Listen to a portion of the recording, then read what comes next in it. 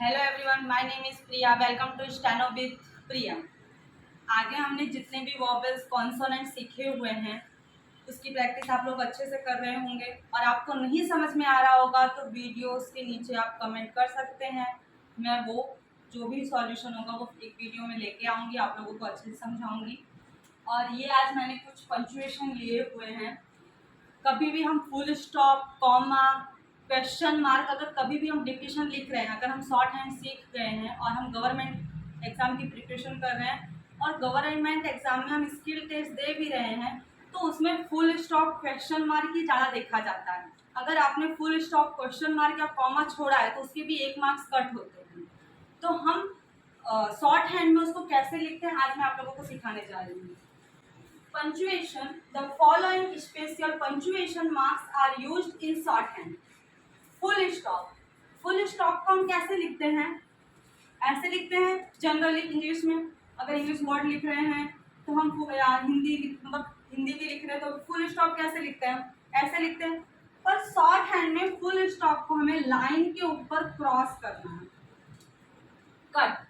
यानी कि जो हम ऐसे लिखते थे अब उसकी जगह हमें क्या करना है, अगर हम शॉर्ट हैंड की डिक्टेशन लिख रहे हैं, शॉर्ट हैंड के स्टॉप्स बना रहे हैं, अगर उसमें फुल स्टॉप आ रहा है तो हमको ऐसे सिंबल बनाने हैं, कट के, क्रॉस के। फिर आता है क्वेश्चन। क्वेश्चन मार्क हो तो क्वेश्चन मार्क में हमें कैसा करना है, ऐसे क्वेश्चन मार्क। पर हमें क्या करना है, सेम रहेगा, डॉट की जगह हमें यहाँ पर ऐसा कट करना है, क्रॉस करना है। ये है हमारा क्वेश्चन, ये है हमारा फुल स्टॉप। जैसे कि मैंने लिखा आई एम, फुल स्टॉप कर दिया तो हम आई एम ऐसे फुल स्टॉप करेंगे। फिर आता है एक्सक्लेमेशन। एक्सक्लेमेशन को कैसे करेंगे, ऐसे लिखते हैं हम। सेम इसमें क्या करेंगे, डॉट की जगह क्रॉस कर देंगे, ऐसा लिखा और यहाँ क्रॉस कर दिया, एक्सक्लेमेशन। फिर आता है हाइफन। हाइफन को कैसे लिखेंगे हम, ऐसे लाइन के ऊपर, ऑन द लाइन। फिर डैश, अगर हमको कोई भी वर्ड लिख रहे हैं उसमें हमें डैश लिखना है तो डैश को हम क्या करेंगे, ऐसे स्ट्रेट लाइन और थोड़ा सा नीचे की साइड में, यानी कि ऐसा, ऐसा और ऐसा, तो हम थोड़ा स्मॉल साइज में बनाएंगे। ये है हमारा डैश। फिर है पैरेंथेसिस। इसको हम कैसे बनाएंगे, ब्रैकेट, कैसे ब्रैकेट की तरह हमको इसको लेना है और यहाँ पर हमको ऐसे कट करना है और ऐसे कट करना है, यानी नीचे से ऊपर की साइड कट करना है। यानी कि ये है हमारा ब्रैकेट जैसा बनाना है, ये जो पैरेंथेसिस है। फिर यहाँ से कट करना है और यहाँ से कट करना है।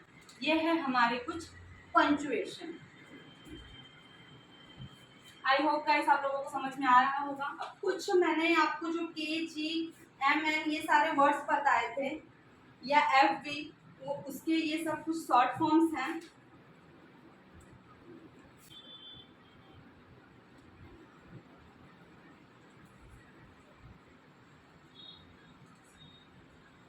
Have, think, them, was, shall, usually।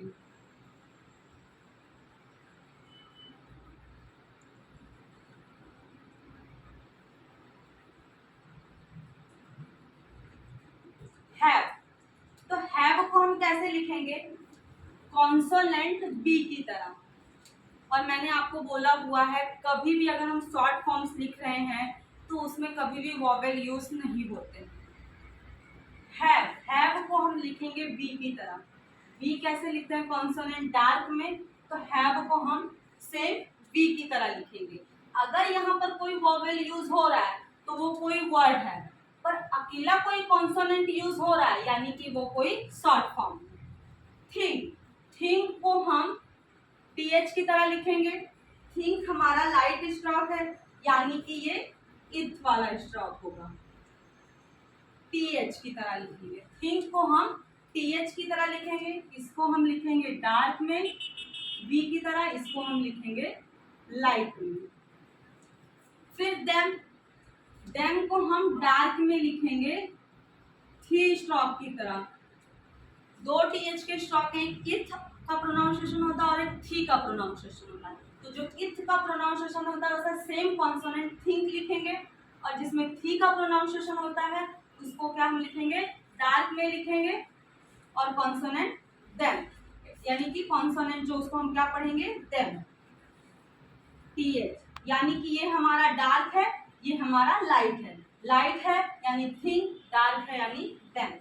फिर आता है वॉज। वॉज को हम लिखेंगे कॉन्सोनेंट जेड की तरह, डार्क में, वॉज, यानी कि यहाँ पर अपोजिट, टीएच का अपोजिट, वॉज, डार्क में लिखेंगे। फिर है शैल।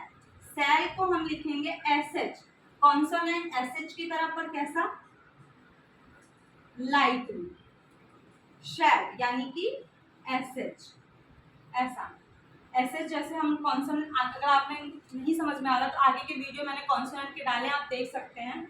तो ये एसएच है, तो एसएच को हम क्या पढ़ेंगे, अगर हम अकेला कोई कॉन्सोनेंट लिख रहे हैं उसको सेल पढ़ेंगे, और कोई वॉवेल आ रहा है तो एसएच के बाद कोई वॉवेल यूज हो रहा है यानी कोई वो वर्ड होगा। फिर आता है यूजुअली। यूजुअली को हम कैसे लिखेंगे, जेड एच कॉन्सोनेंट की तरह, डार्क में, यानी कि ऐसे सेम रहेगा, जेड एच यानी एस एच जैसा ही, पर डार्क में और ये लाइट में।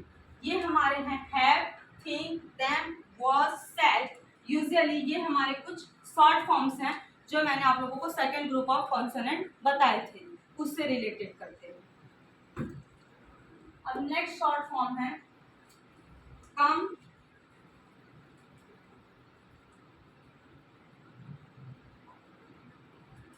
गिव और given, him, think, lord, we. तो कम, कम हम कॉन्सोनेंट के की तरह लिखेंगे। कॉन्सोनेंट के की तरह, के हमारा कैसा स्ट्रोक है, लाइट स्ट्रोक है, हम उसको लाइट में लिखते हैं। तो कम, कम को लाइन पर के की तरह ही लिखेंगे। अगर यहाँ पर मैंने ए लिख दिया यानी कि के हो गया, या ना कि ये कम नहीं होगा फिर, यानी अकेला अगर हमने के कॉन्सोनेंट लिखा है तो वो क्या होगा, मैं थोड़ा लाइन के ऊपर लिख देती हूँ कि आपको समझ में आए। ये है हमारा कम, इसको हमें ऑन द लाइन लिखना है। फिर है गिव और गिवन। गिव और गिवन को हम लिखेंगे स्ट्रोक जी की तरह, यानी कि गे वाला, इसको हम लिखेंगे डार्क में। गिव और गिवन दोनों का स्ट्रोक सेम है, लाइन के ऊपर लिखना है डार्क में। अब आप लोग बोलोगे पता कैसे चलेगा, ये वर्ड पर से आपको जब डिक्टेशन बोला जाएगा तो वर्ड पर से आपको समझना है कि यहाँ पर गिव यूज हो रहा है कि गिवन यूज हो रहा है। हिम, हिम को लिखेंगे एम की तरह। एम स्ट्रोक कैसा है हमारा, लाइट में है, तो हिम को हम लिखेंगे on the line M stroke की तरह, यानी कि ये क्या है, हिम। फिर है थिंक। थिंक को हम स्ट्रोक एनजी की तरह लिखेंगे डार्क में, जैसे कि स्ट्रोक में मैंने बताया था कि जी और एनजी ये दो ही स्ट्रोक डार्क में हैं और सारे ये लाइट में कॉन्सोनेंट हैं। तो थिंक, थिंक को हम एनजी की तरह डार्क में लिख देंगे, यानी कि ये क्या हो गया, थिंक। फिर है लॉर्ड। लॉर्ड को हम कॉन्सोनेंट एल की तरह लिखेंगे लाइट में, यानी कि एल, लॉर्ड। फिर है वी। वी को हम लिखेंगे कॉन्सोनेंट डब्ल्यू की तरह, ये भी कैसा है, लाइट। वी हम कैसे लिखते हैं, स्मॉल मूव करके अप ले जाते हैं वी। तो ये हमारे कुछ शॉर्ट फॉर्म्स हैं।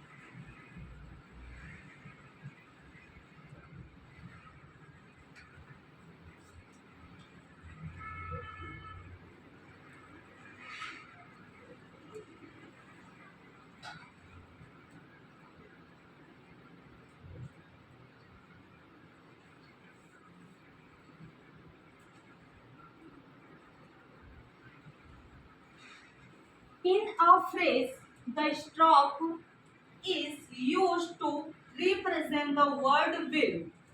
फ्रेज मैंने आप लोगों को समझाया था कि जब हम शॉर्ट फॉर्म को मिला के कोई वर्ड बनाते हैं तो उसको फ्रेज बोलते हैं। जैसे कि दो शॉर्ट फॉर्म हैं, उन दोनों को हमने साथ में लिखा है तो वो है हमारे फ्रेज। जैसे कि मैंने इट भी लिख दिया और बी भी लिख दिया, तो ये हमारा क्या हो गया, फ्रेज हो गया। तो यहाँ पर ये कह रहा है कि stop L is use to represent the word will. अगर हम कोई भी शॉर्ट फॉर्म के साथ में स्टॉप एल का यूज कर रहे हैं तो उसको हम क्या पढ़ेंगे, विल।